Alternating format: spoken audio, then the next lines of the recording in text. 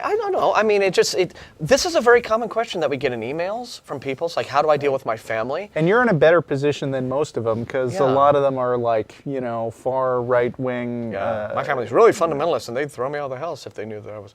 Right. So you sound like you're in a little bit better position to just sit down and just, have a conversation with your folks about, what they believe and what you don't believe and why you don't believe it. And it could probably be a very positive, interesting thing. And if your mother is mainly wanting you to still be involved in church activities for the social aspect and not losing your friends, then it could be not so much that she has a problem with you deciding you don't believe, but that, she's worried about, that you might be isolating yourself socially. Maybe you should get involved in another social group at high school and get her off your case. Yeah, it could be. Or, like you said, it doesn't sound... the impression I get, James, groups. just listening to you now, is that this is not really...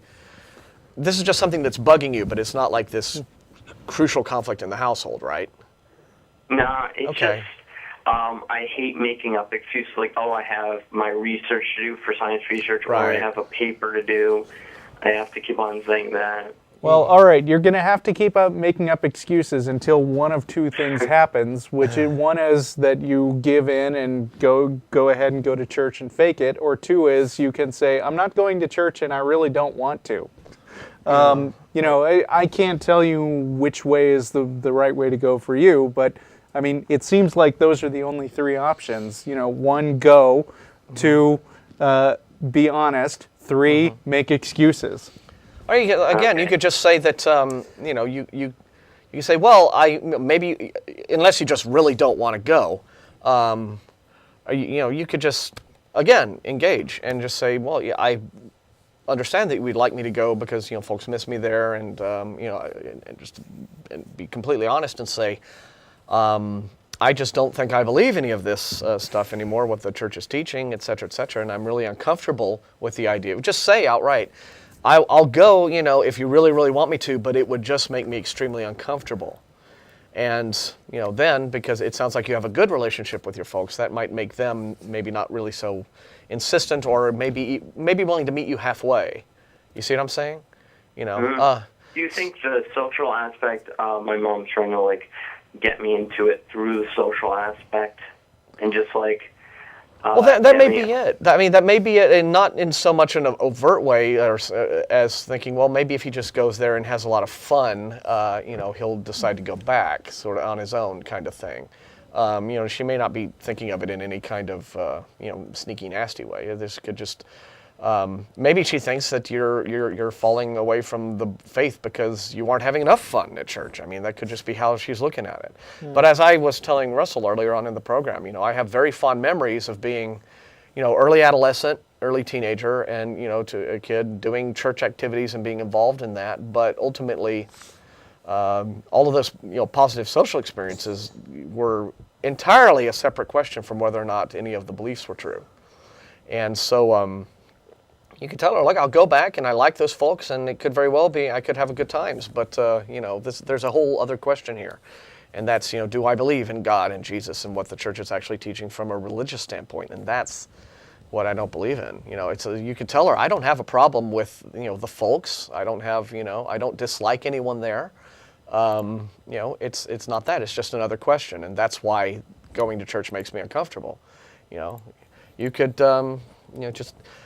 it sounds to me that just engaging your parents at this point and just trying to have an open conversation with them might make some headway for you, because as you've described them, they're not really pressuring you hard. They're fairly liberal in their Christian beliefs, so you could have a much better chance to meet them halfway than a lot of the folks who send us emails and call us in with exactly the problem you've got. How do I deal with my Christian family? I don't want to disappoint them. That's always the worry. It's a legitimate concern that they might wind up being disappointed after this conversation, but look at it this way. That conversation is going to happen someday. I guarantee it. And at that point, they're going to be disappointed. I just think there's no way around it. From my observations of other people like Matt and Jeff who've had to interact with their parents after a conversation like that, it is awful at first and then gets better over time. But so I mean, it's not really a question of whether you disappoint them or not. It's a question of whether it happens now or later. And if you were in a scary fundamentalist family where you could be thrown out of the house or something, then I would say definitely not. But with this, it's kind of up in the air. And you're right, and it's sooner rather than later is probably better, because it's the more you put a thing off, where it's sort of known by both parties that there is sort of an element of conflict here, but we're just not talking about it, and we're hiding. Maybe we'll hope it goes away. The more you put off a thing that really should be talked about sooner, then yeah, the greater the disappointment later on. So maybe get it out in the open as soon as you can, and it won't lead to so much hurt feelings if you talk about it now rather than putting it off for years and years and years, and then it's like, well, we should have talked about this long ago. Mm-hmm. Well, Okay. I don't think it's a social thing, because all the people that want me back there are just, I used to help out a lot there, and I'm like the oldest teenage male there, so it's like less of a workhorse, just like I help around with the kids and stuff, because adults get annoyed by the kids and sort of babysit them and stuff like that. Okay, I have some giggle at that, but I do.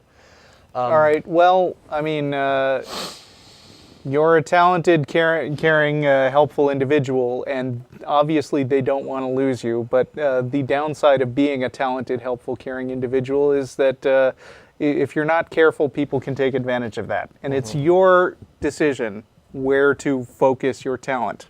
So, you're going to wind up being talented and helpful to somebody down the road. And of course they're going to be disappointed if it's not them. So Okay, thanks. yeah, so we appreciate it, James. Good luck with all that, and we're going to go on to our next person. All right. Bye. See ya. Lisa Is on in line Mesa, one. Arizona. Are you there? Hello. Hello. Yes. Yes, Sarah, I'm here. Hi. Hi. Hi, guys. Really Hey. glad you took me. I'm a big fan of the show. I had a question regarding, I guess, clarifying an explanation for the purposes of discussing the idea of God's creation of the world, whether or not He created sin. I've been having these round and round conversations with people, and it's been really kind of frustrating because I can't tell if it's a problem with my explanation or if they're just not getting it. So I thought I'd ask you guys. The idea that God created sin by creating the law to which sin is contrary, that the suffering that we experience as a result of sin, which is a contradiction of the law, which didn't need to be there at all, because if there was no law, there would be no sin and no suffering, etc. Kind of that idea. It seems whenever I try to introduce this idea to Christians or to people, to theists in general, it just turns into this circular argument where they say, well, God is just and God must punish sin, God cannot abide with sin, etc. And I explain that sin is not a real thing. It's just an opposite. It's just a contradiction to the law. If there was no law, there'd be no sin, and there'd be no suffering, and there'd be no reason for any of it. Then it just goes back to, but sin, sin, evil. They have to punish evil and all of this stuff. And so I'm just not sure if it's my explanation that's the problem or what.